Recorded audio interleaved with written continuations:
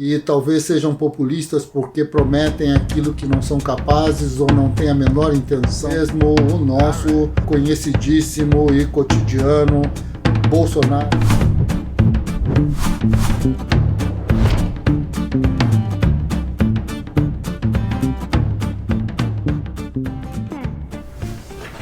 Salve, amigos! A pergunta de hoje é basicamente a seguinte: o que é imperialismo?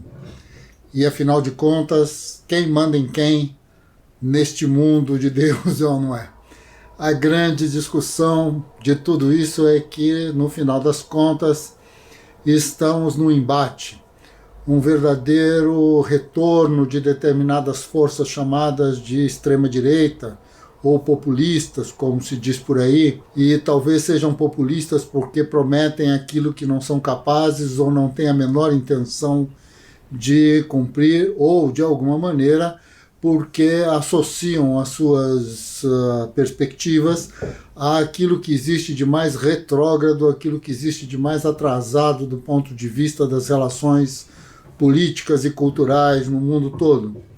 Então, nesses últimos tempos vão surgindo, como aqui na Espanha, partidos como o Vox, mas o Vox não é mais e nem menos do que a materialização ou a rematerialização de uma ideologia de direita que, sem dúvida nenhuma, dominou o percurso de Franco.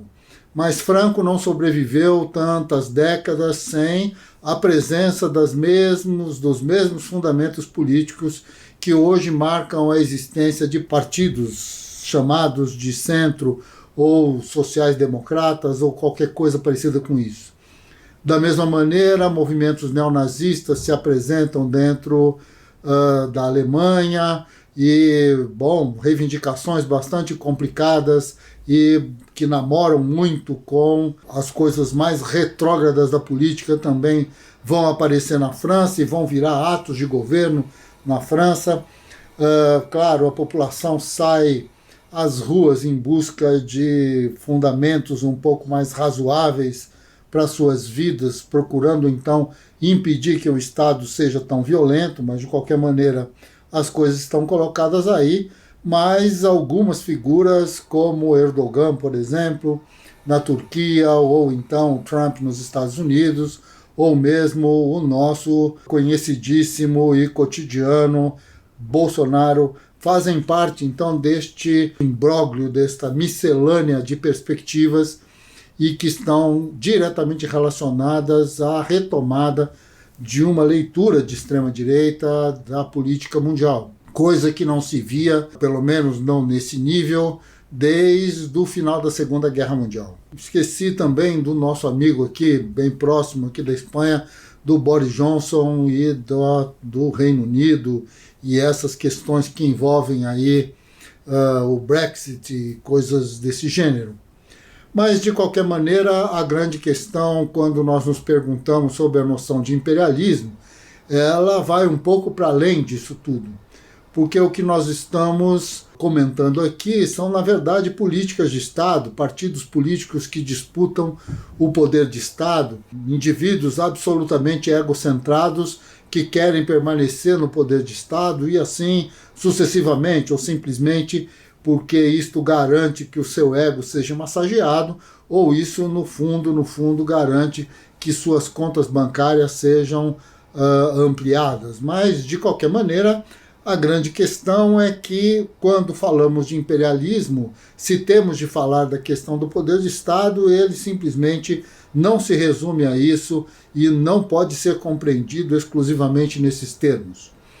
Existe certamente uma grande discussão de caráter geopolítico sobre isso, ou da geografia política, ou seja lá como vocês queiram chamar, porque não me parece que essa seja uma discussão pertinente. O que é, de fato, pertinente é nós sabermos quem manda em quem e como se manda e quais são as regras deste comando. Já faz muitos anos, isso foi começo dos anos 90, portanto 30 anos já se passaram, que escrevi uma tese, uma dissertação, na verdade, na época, chamada de imperialismo e Estado, e que foi alvo de muita polêmica, porque no final das contas a defesa foi bastante tumultuada, acidentada.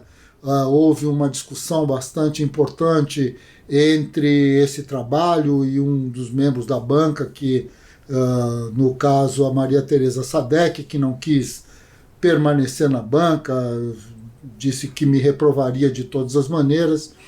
E tudo isso, então, foi criando um conjunto de mal-estares, né? E esse texto foi sendo retrabalhado e hoje em dia está em processo aí de publicação. Então, estou terminando aqui o ano e vou comentar um pouco também sobre ele e que, de alguma maneira, está querendo também responder essa pergunta. Talvez o texto mais clássico que queira responder essa pergunta, o mais conhecido deles, foi produzido pelo Lenin e que se chamou então Imperialismo, Fase Superior do Capitalismo, e que criou também um conjunto de polêmicas. Muita gente abomina hoje esse texto. Aliás, muita gente abomina a expressão imperialismo, acha que ele nem existe, acha que isto é uma bobagem monumental. O que nós estamos falando aqui não faz sentido nenhum para ninguém. O que nos coloca, então, justamente na contramão dessas ideias, porque, afinal de contas, há uma articulação efetiva, e isso a gente tem bastante clareza, de que há uma articulação entre o Estado, propriamente dito, a estrutura produtiva tal qual ela está organizada, as relações sociais na dimensão da cultura, na dimensão das relações mais subjetivas e como elas se objetivam na cotidianeidade de todos nós. Então, tudo isso faz parte de um conjunto de relações que permite a reprodução ampliada não só do capital enquanto um valor, enquanto um conjunto de riquezas acumulado por este, por aquele grupo, por aquela classe social, mas muito mais do que isso, como o próprio Marx já aventou várias vezes nos seus escritos, o domínio dessa estrutura produtiva está diretamente relacionado também ao domínio da ideologia, ao domínio das maneiras de pensar, ao domínio do exercício do poder político, das formas de organização de Estado e assim por diante. De alguma maneira, poderíamos dizer que o entendimento do significado de imperialismo está diretamente relacionado ao entendimento do significado de capitalismo. Não vamos, no entanto, fazer esta relação de uma forma tão esmiuçada. Não vamos primeiro discutir o capitalismo como seria num bom encaminhamento acadêmico, mas vamos permanecer no tema do imperialismo. O que pode nos chamar a atenção no primeiro momento é que tendemos a chamar alguns países de países imperialistas. Isto é extremamente importante e vem de uma tradição importante.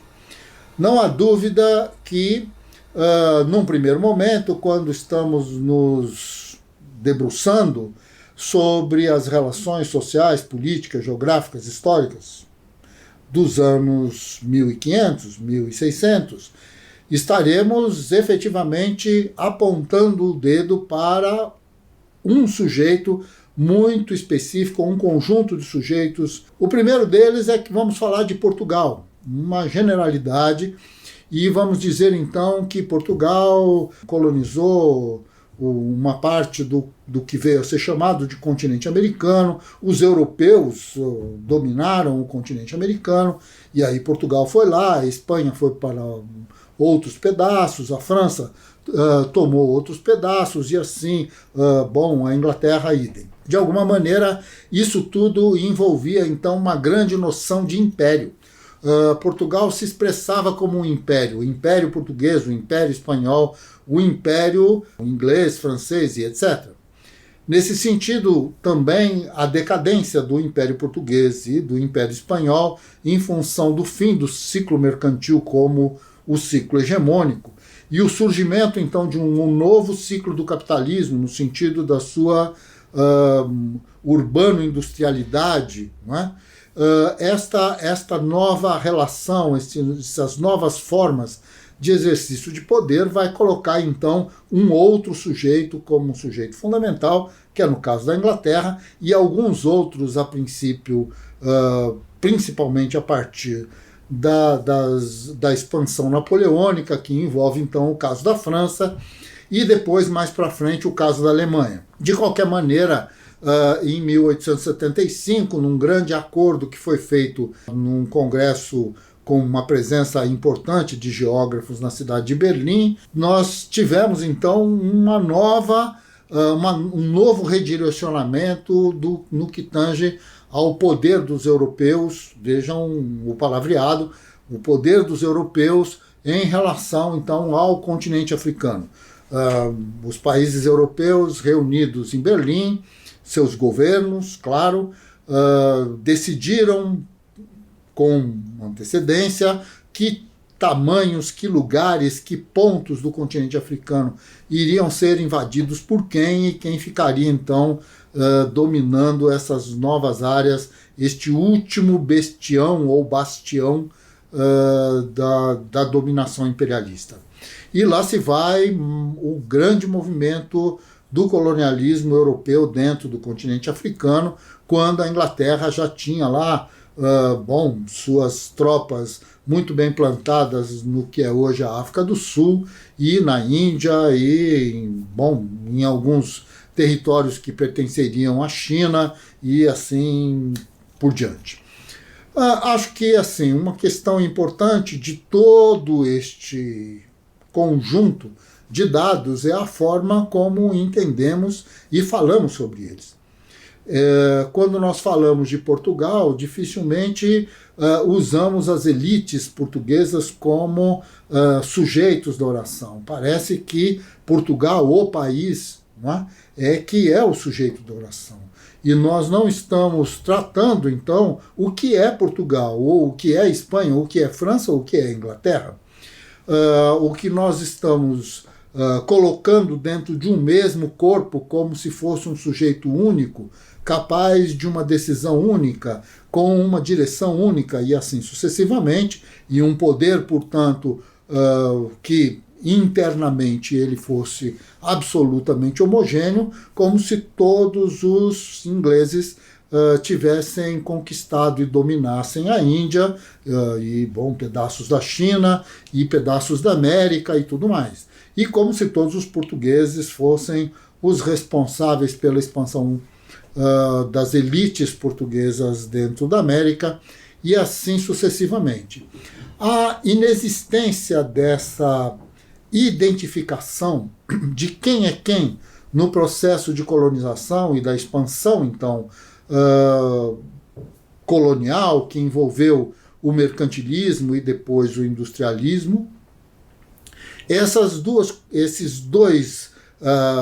dois movimentos identificados como se eles tivessem sido feitos por determinados países, e esses países, então, que representam ou são a territorialidade de determinadas nações, que por sua vez se organizam na condição de Estado, e esse Estado, então, ele é o Estado de todos, a Inglaterra, o Estado de todos os ingleses, Portugal de todos os portugueses e assim sucessivamente.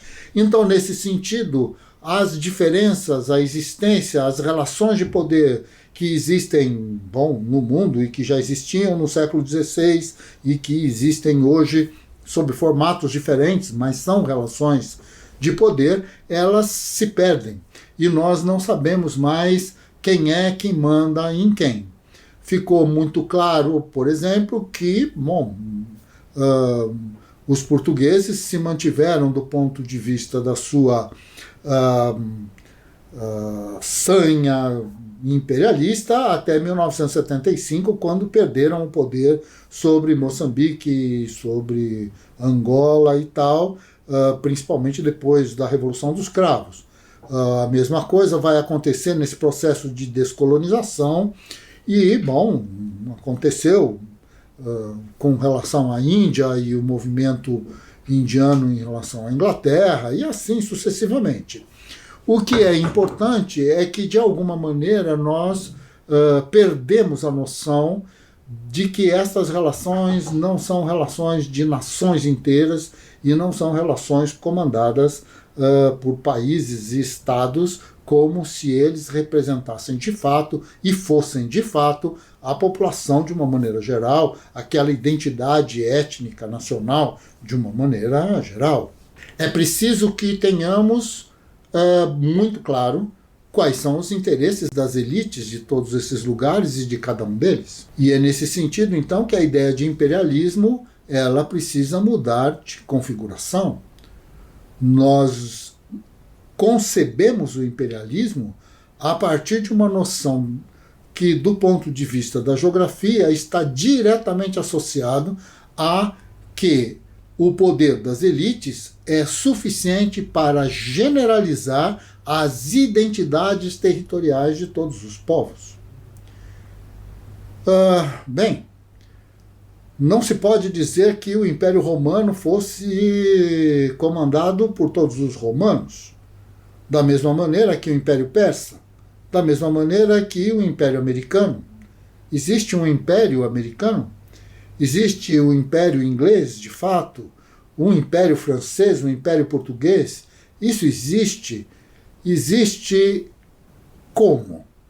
Que questões estão colocadas do ponto de vista geográfico que vão associar, então, as formas que determinam as relações sociais de cada uma dessas nações, de cada uma desses países, de cada um desses países, desses estados, onde as suas tropas, a sua condição bélica, sob comando das suas elites, exercem o poder dessas elites sobre outros povos, outras elites, em busca de diferentes maneiras de controle, de exploração, de expropriação, de escravização, de todos os sentidos.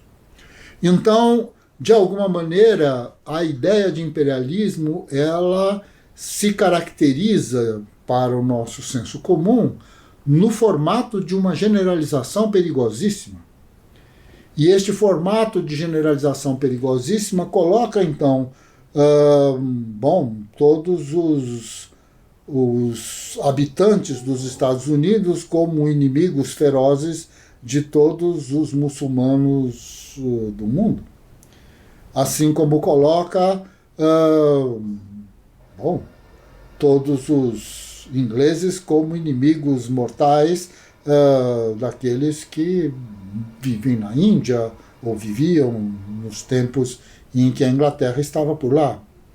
Da mesma maneira que entendemos hoje a existência dessas relações bastante generalizantes que envolvem os problemas do feminismo e do machismo de uma maneira geral, do patriarcalismo, os problemas que envolvem a questão do racismo, problemas desse tipo, em que os sujeitos que exercem os poderes, eles são absolutamente generalizados, eles perdem a sua identidade enquanto elites, enquanto formadores de opinião, enquanto aqueles que de alguma maneira usufruem do exercício de determinadas formas de poder, para que esse tipo de poder aparentemente seja o poder de todos, e todos se transformem em inimigo de outros todos que fazem parte do outro lado da linha.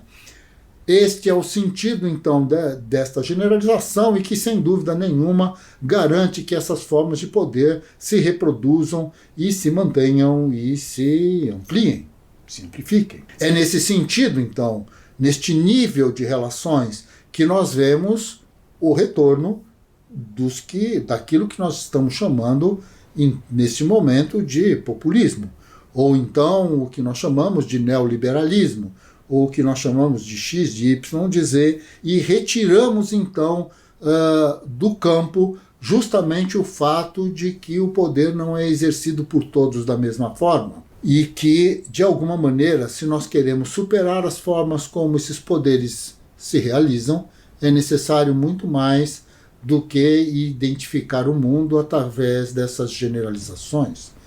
E é por isso que a geografia pode ser, efetivamente, uma ferramenta não só que encobre essas diferenças, essas identidades, como pode ser também um bom remédio, porque no final das contas, desvendar o mundo na sua geograficidade pode nos permitir identificar os sujeitos que, bom, como diriam os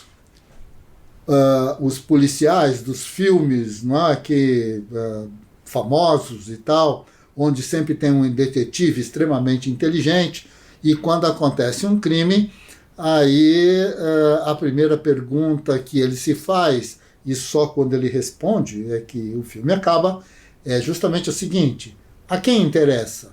E essa é a questão. A quem interessa? De alguma maneira, as formas como se exerce o poder hoje no mundo, a quem interessa?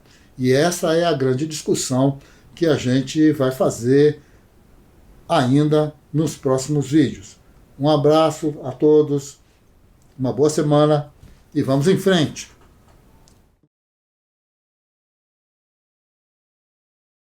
Muito bem. Retomemos então o tema do imperialismo e acho que, bom, que é o que nos interessa de fato nesse momento. E, nesse sentido, acho que uma das questões fundamentais para que a gente retome o tema é justamente cercar a relação de poder que está implícita na noção de imperialismo com a ideia de capitalismo e que, portanto, numa frase bastante curta, afirmar com todas as letras que o imperialismo é a forma de exercício de poder do capitalismo. É o nome que se dá ao formato com que se exercita o poder do capitalismo. E aí duas questões são fundamentais. Não existe poder do capitalismo sem as relações capitalistas. Esta é uma questão importante, aparentemente óbvia, não é? Mas ela é fundamental de se ter em conta. A segunda questão é que, como nós estávamos vendo já discutimos um pouco, a questão do imperialismo e do poder do capitalismo, ela não é uma questão que se resume, que se resolve do ponto de vista das nações, que se resume ou que se resolve do ponto de vista dos estados, aspas, nacionais, dos países ou qualquer outro tipo de identidade nesse sentido. A questão do imperialismo e da realização do capitalismo não é uma questão do cristianismo, não é uma questão do mundo branco, não é uma questão do patriarcado, é uma questão de classes. Não envolve necessariamente identidades religiosas, mas vai se expressar de forma diferente a partir de cada um desses parâmetros. Dependendo da sociedade, dependendo do seu formato e tudo mais, esses poderes se realizam. E hoje nós vamos identificar como ponto de partida e tendo em consideração essas duas questões que nós acabamos de levantar, que o processo de constituição do imperialismo, no plano do capitalismo, ele vai se fazendo e vai se fazendo e vai se fazendo a partir de um conjunto de ações de diferentes elites que, em nome dos estados, em nome dos seus povos, em nome de suas nações, constituem-se, fortemente armados para a subordinação, a subsunção de diferentes povos, que, não só isto se faz com armas, mas Jared Diamond chega a nos levantar a ideia de que um dos inimigos fundamentais dos povos que foram subordinados pela expansão mercantil e de todas as formas de imperialismo que aconteceram na história está diretamente relacionado ao fato de que o dominante, as tropas dominantes e tal, essa organização militar mais eficaz e mais violenta do que é capaz de resistir os povos subordinados, mas também carregam consigo doenças para as quais já construíram determinados níveis de imunidade e que vai matar em massa indígenas, vai matar em massa as populações africanas, asiáticas e tudo mais, porque, de alguma forma, esses povos, as tropas portuguesas, as tropas espanholas, as tropas inglesas e tudo mais, carregavam consigo também germes, vírus, coisas desse tipo, e nós sabemos muito bem o que isso significa. Estamos vivendo aqui o Covid-19, nenhum de nós é inocente em relação ao papel de um vírus, de uma bactéria e tal. Hoje em dia, a sua função dentro do capitalismo é um pouco diferenciada daquela que ocorreu, talvez até involuntariamente, no processo de dominação de novas terras, na expansão mercantil, mas, de qualquer maneira, isso é um dado, isso aí está colocado para todos. Nesse sentido, então, a nossa preocupação é justamente ajustar um determinado ponto, né? Quer dizer, se nós percebemos, se nós entendemos que o domínio imperialista não é um domínio que se faz por países e que povos inteiros que, de alguma maneira, constituem esses países e que têm as suas diferentes nacionalidades constituindo esses países, estes povos inteiros não são a elite que, de alguma maneira, tem interesses, que comanda, que, tem os elementos táticos e estratégicos para a dominação de caráter planetário que envolve o modo de produção capitalista, mas isso tem um outro lado que é extremamente importante do ponto de vista das ficções, que é justamente o problema do colonialismo. O colonialismo, nós já estávamos observando em vídeo anterior que, aparentemente o seu processo ele se encerrou por volta dos anos 70, quando portugueses e franceses e etc., ingleses inclusive, tiraram ou parecem ter se distanciado um pouco das suas garras sobre o território africano. Já vinha de um processo bastante importante da chamada independência dos Estados Unidos, as guerras que envolveram aí a independência dos países latino-americanos, principalmente sob o comando de Bolívar, aí esse truque político que foi montado pelo Dom Pedro o brasileiro, né, o Dom Pedro I do Brasil, e que envolveu então esse golpe de família que constituiu a existência de um país independente no Brasil, mas de alguma maneira também esses movimentos, até onde nós podemos identificá-los, nenhum deles se realizou de fato a partir de uma perspectiva que abarcasse a totalidade das populações, a totalidade das identidades étnicas e principalmente no meio desta confusão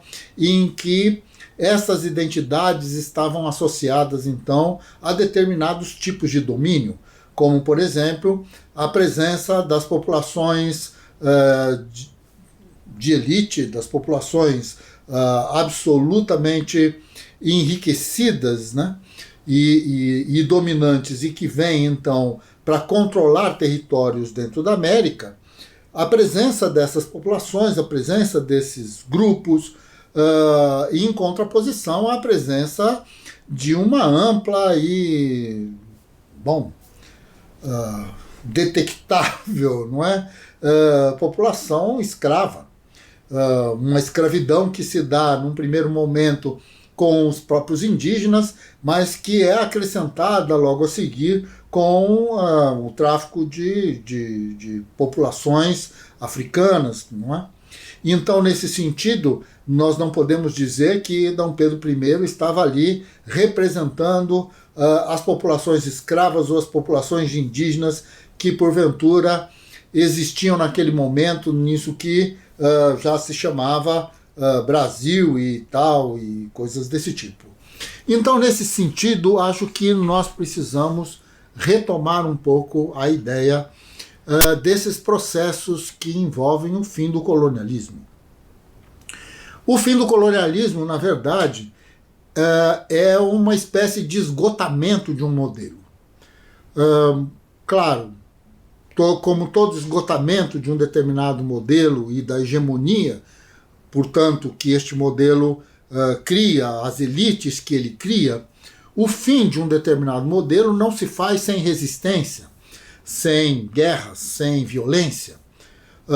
Mas, de qualquer maneira, a grande questão é que, seja no que veio a ser os Estados Unidos, o que veio a ser o Brasil pós-colônia, ou o que vieram a ser os países de fala espanhola e que, bom, estão na América do Sul e Central, e alguns outros ainda de fala inglesa, francesa ou até holandesa e tal.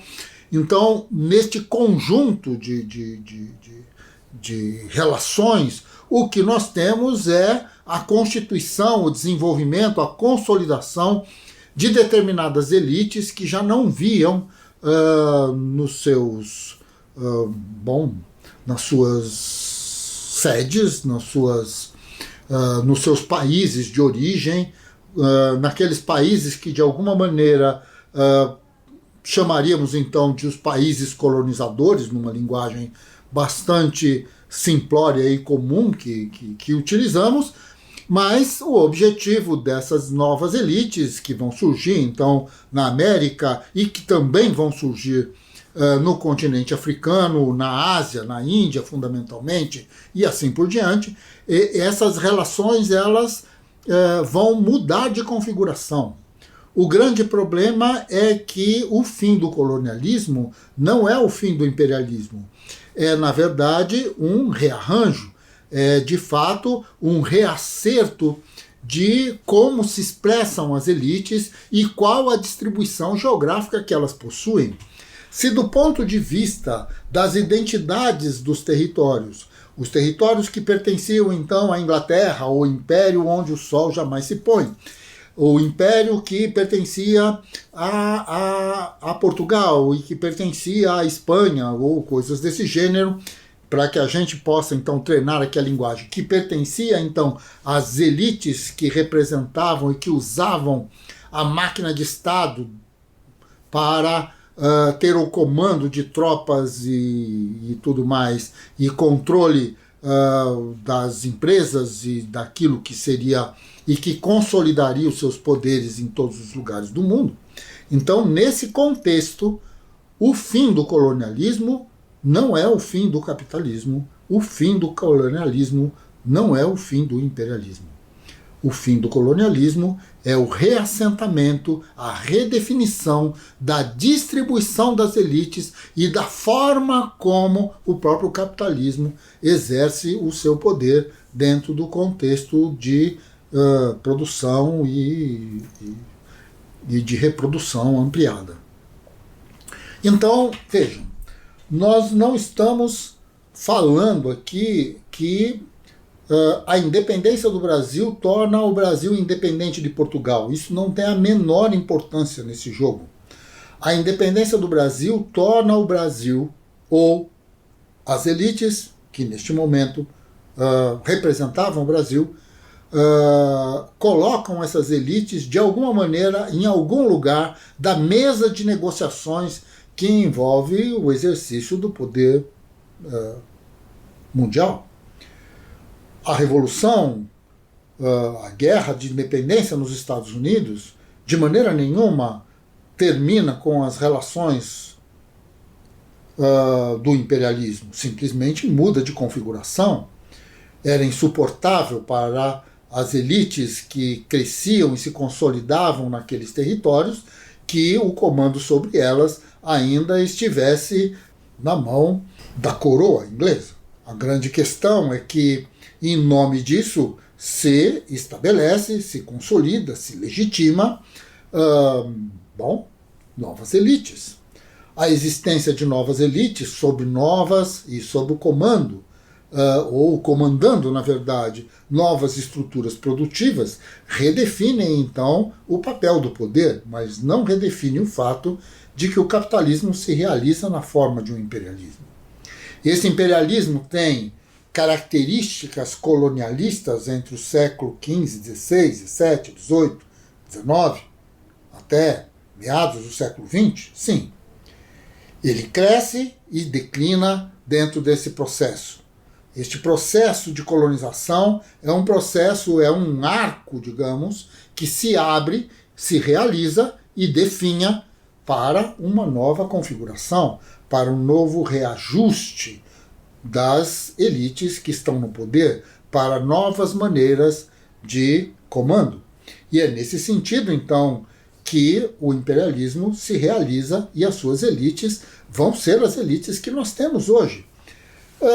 Claro, me fizeram uma pergunta hoje, acho que foi hoje mesmo, se essa grande articulação do Moro, do juiz Moro, como assessor de uma grande empresa que ele ajudou a afundar, não é, com os seus comandos aí da Lava Jato, se isso não seria um grande movimento de caráter imperialista. E eu diria que, bom, sim, claro, mas essas figuras como Moro, como Bolsonaro, ou coisas desse gênero, do ponto de vista da correlação de forças que envolve o imperialismo enquanto tal e a sociedade capitalista, né, no seu sentido não só da produção de mercadorias, da circulação, do domínio, do controle sobre a força de trabalho, a distribuição de riquezas, a maneira como tudo isso se dá, mas também o controle das escolas, o controle da cultura, o controle da ciência e tudo mais. Então, nesse sentido, esses indivíduos não passam de capachos. Não é? Então, assim, eles, às vezes, até sob determinadas condições, eles atrapalham, não é, as formas de realização do poder.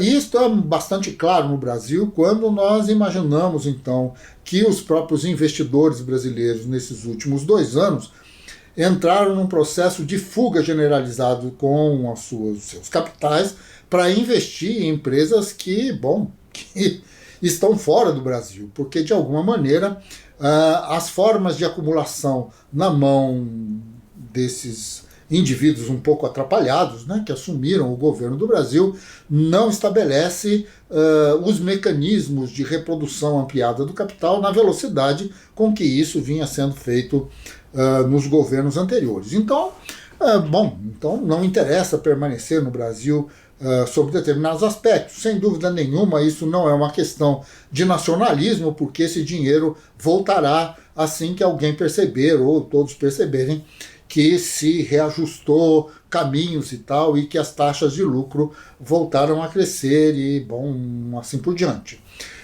Não está colocado aqui se esses investidores têm o seu certidão de nascimento dentro do Brasil ou fora, da mesma maneira que as bolsas de valores do mundo não registram o fato de que é proibido investidores brasileiros colocarem as suas riquezas na Bolsa de Nova York ou de Tóquio e investidores japoneses colocarem as suas riquezas na Bolsa de Valores de São Paulo. Nada disso tem a ver uma coisa com a outra.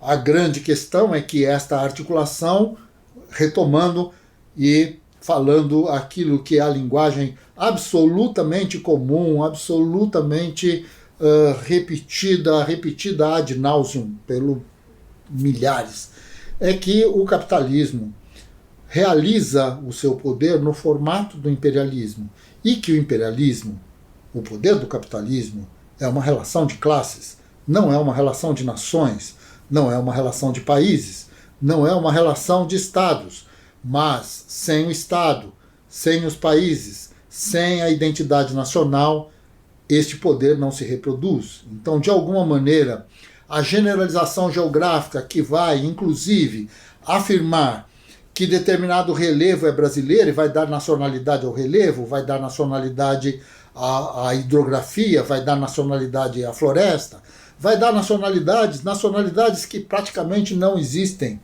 não é? Porque, de alguma maneira, nós não podemos dizer que as formações geológicas elas foram feitas no processo de construção das nações. São duas coisas que têm histórias completamente diferentes. Um relevo é dominado por uma determinada nação, mas o relevo não é nacional, e isto é uma questão fundamental. O que nos permite dizer, então, que, de uma maneira geral, as naturalizações que são construídas pelo discurso geográfico são elas mesmas uma ferramenta fundamental de reprodução dos formatos ideológicos do imperialismo. E isto o Lacoste já tinha denunciado, não sozinho, mas ele já tinha denunciado. E isto, então, nós vamos retomar no nosso próximo vídeo, antes de sair de férias, se é que assim seja. Caros, um abraço a todos, espero que, que estejam todos bem. Estamos aqui preocupadíssimos com o que aconteceu na primeira onda, com o que está acontecendo na segunda, com a possibilidade da terceira. A Inglaterra vai entrar num processo bastante acelerado de vacinação. Precisamos organizar e forçar a organização desse processo de vacinação no Brasil.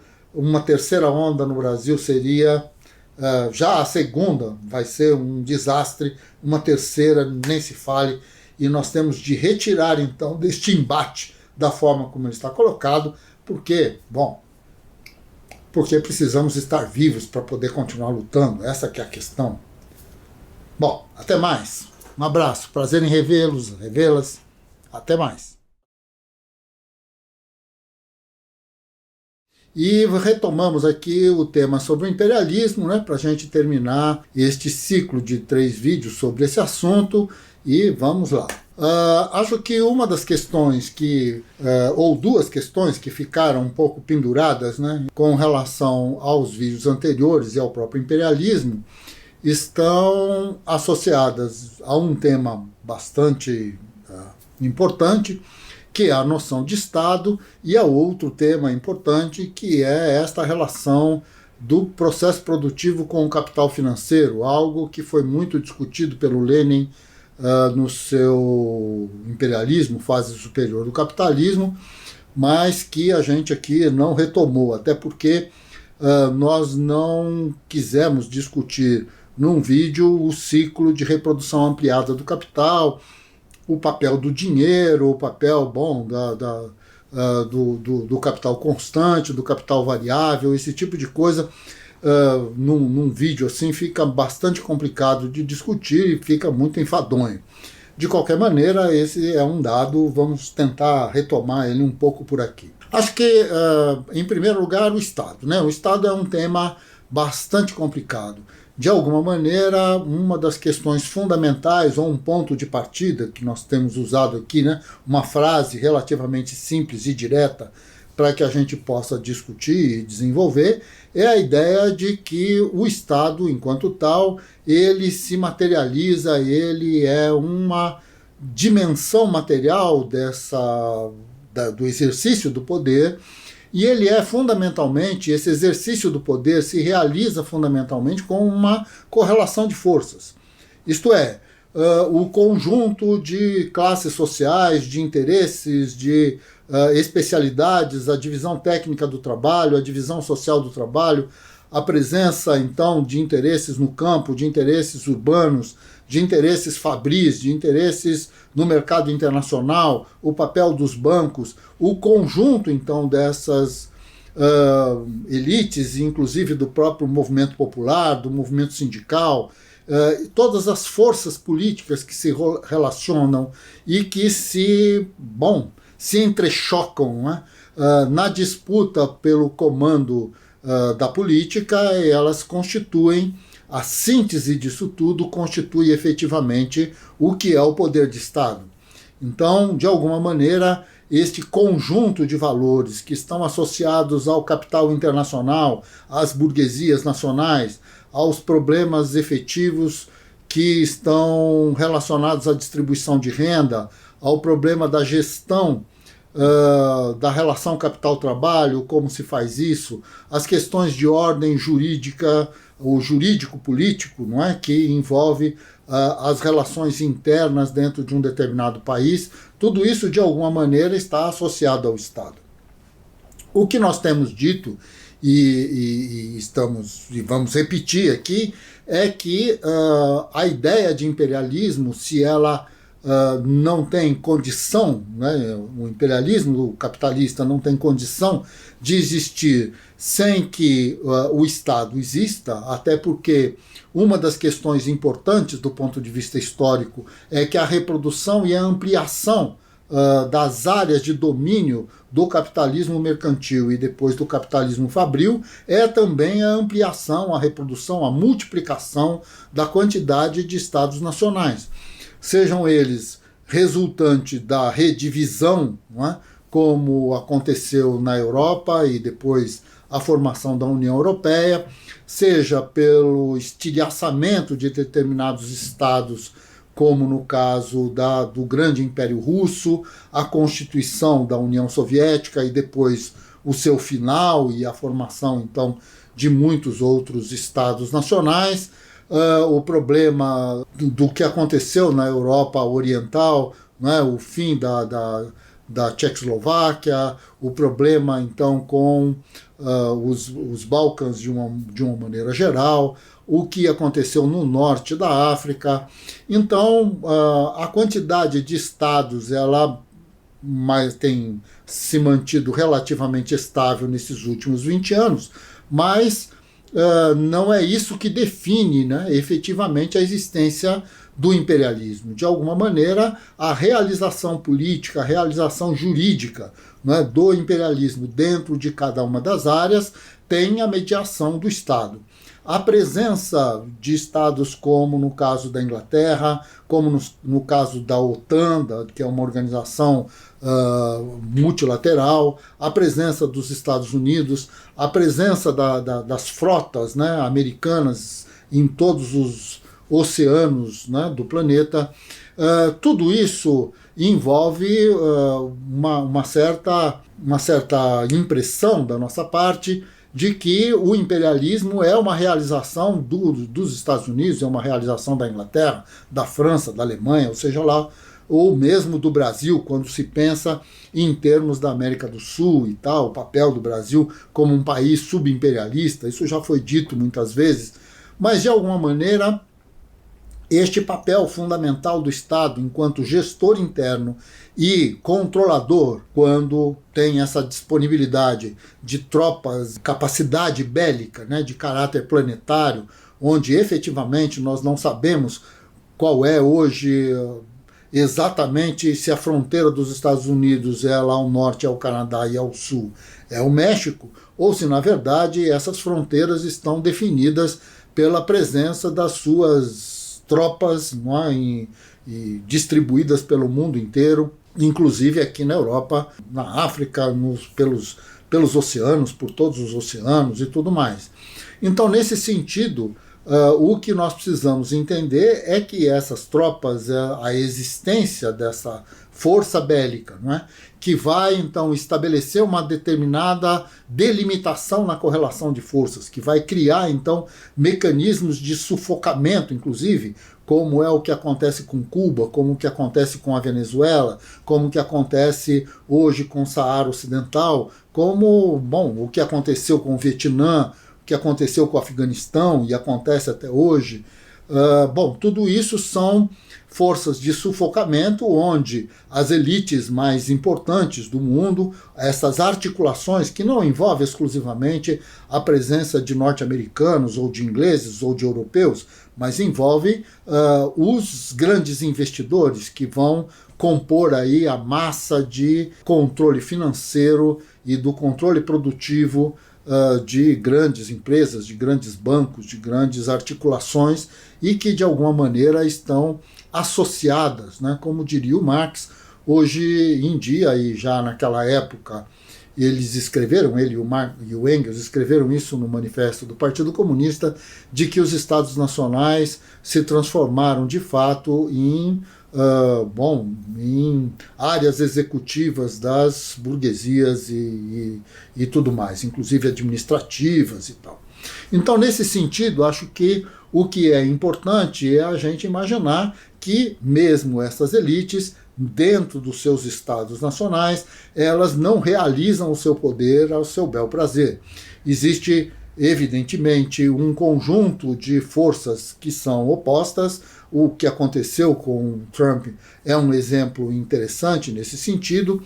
E, bom, de alguma maneira nós podemos imaginar, então, que independentemente do governante, independentemente do grupo que faça parte da elite, né, da máquina de Estado, a realização desse poder até que ele chegue lá na esquina da rua A com a rua B na cidade Z, isto tem um conjunto de resistências que são absolutamente inerciais, um conjunto de funcionários, um conjunto de relações ideológicas que é extremamente complexo e que envolve também a mediação e a pressão de muita gente.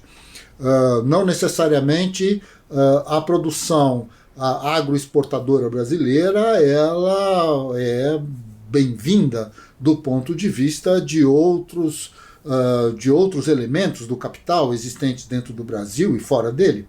A presença, então, das grandes indústrias automotivas dentro do Brasil não necessariamente está favorecendo o interesse de todos. O problema, por exemplo, da existência da companhia Vale e a exploração do ferro e os problemas que isso tem provocado, principalmente no estado de Minas Gerais, tem que resolver em que medida isto se confronta com a capacidade de resistência jurídica, com a capacidade de resistência dos movimentos populares. A forma, então, como se explora a força de trabalho, a distribuição dos salários, a existência ou não dos custos de Estado para manutenção da saúde pública, da distribuição de vacinas e coisas desse gênero, não necessariamente esta gestão ela se faz como algo que é a dominação de um ou dois ou três grupos. Na verdade, isto é um jogo de forças extremamente importante, extremamente difícil de se identificar dentro de determinadas conjunturas, mas de alguma maneira, acho que a fala de Rui Moreira numa live que nós fizemos há algum tempo é bastante interessante nesse sentido, quando ele diz que a existência, né, desses governos ou desses grupos que assaltam muitas vezes ou simplesmente assumem a máquina de Estado, eles não governam para si próprios, eles têm que governar aqueles que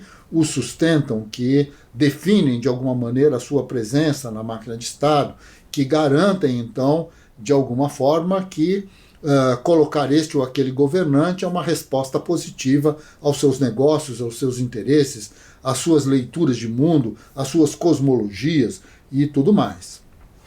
E, portanto, esta mediação também faz sentido, não é? Dentro dessa mediação, a presença de um conjunto de leituras do ponto de vista da religiosidade, da capacidade desta ou daquela igreja de organizar mais ou menos um conjunto maior ou menor de pessoas.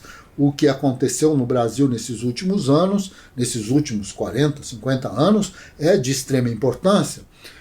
Quando vivíamos a ditadura militar, nós tivemos uma presença extremamente importante do ponto de vista da resistência de uma parcela da Igreja Católica e que foi fundamental para que a própria ditadura durasse anos e anos e anos, a menos do que os ditadores gostariam.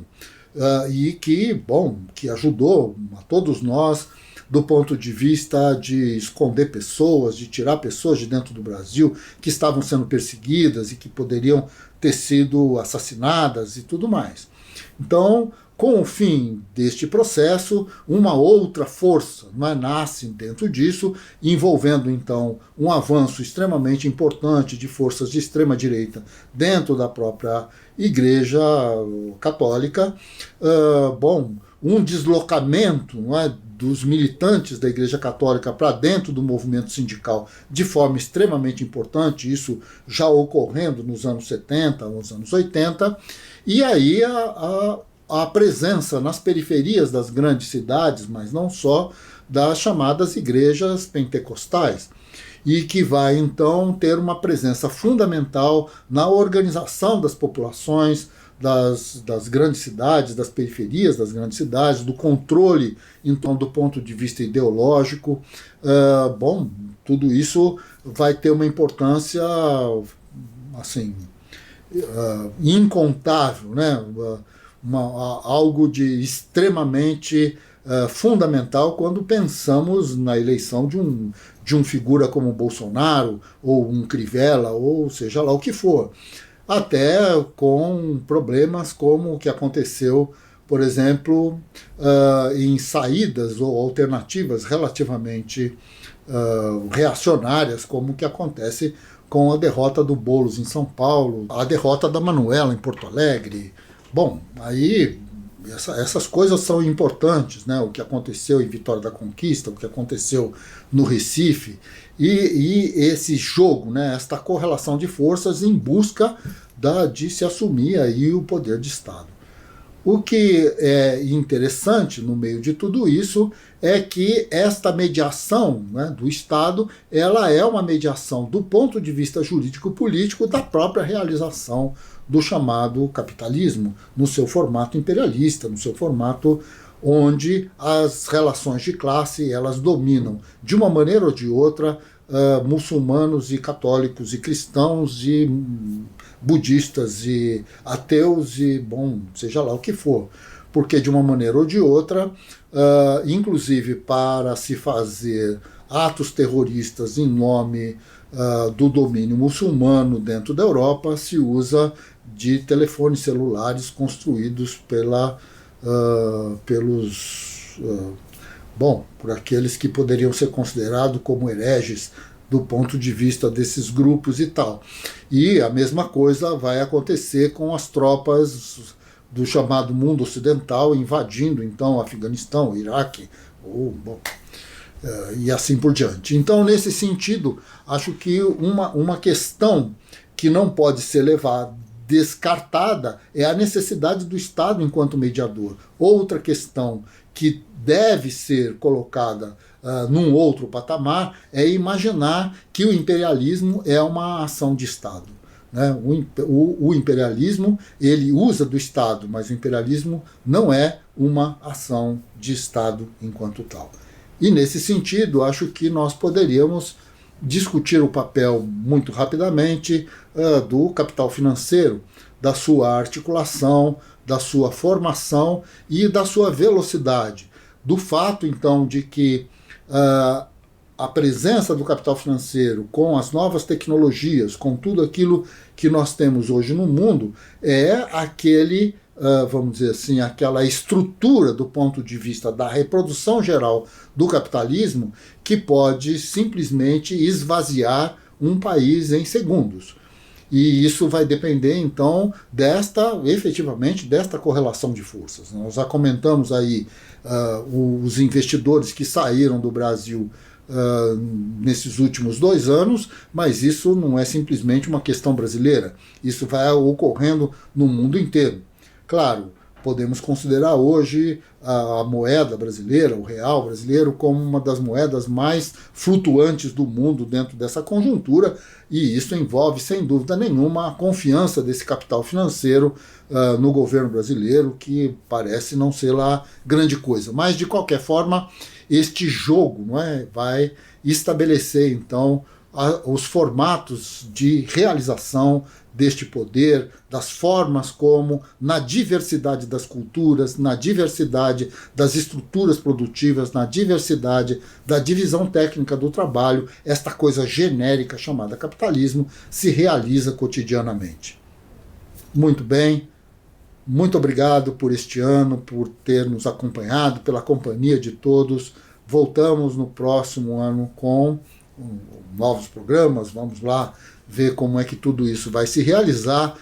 Espero que vocês tenham curtido também, assim como a gente, né, essa companhia, essa coisa super interessante que foi viver a pandemia dentro de casa, olhando para uma câmera e tentando conversar com as pessoas de todas as maneiras possíveis. E, bom, que tenham aí um bom final de ano, né, assim, com saúde, tentando, de alguma maneira, preservar a saúde para a gente continuar vivo e continuar essa luta imensa que tem que ser realizada de alguma forma. Um abraço a todos, vejam aí o curso que nós estamos propondo e vejam o que é possível fazer, se vocês se interessam ou não. Até mais, um abração, até mais.